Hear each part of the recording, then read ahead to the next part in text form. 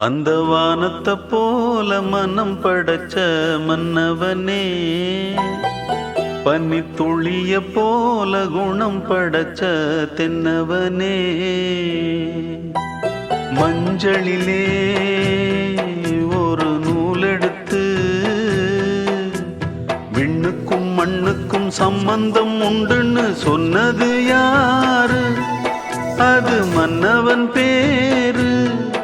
அந்த வானத்தை போல மனம் படைச்ச மன்னவனே, இன்றைக்கும் என்றைக்கும் நீ எங்கள் நெஞ்சத்தில், அன்புக்கும் பண்புக்கும் நீ அந்த சொர்க்கத்தில்.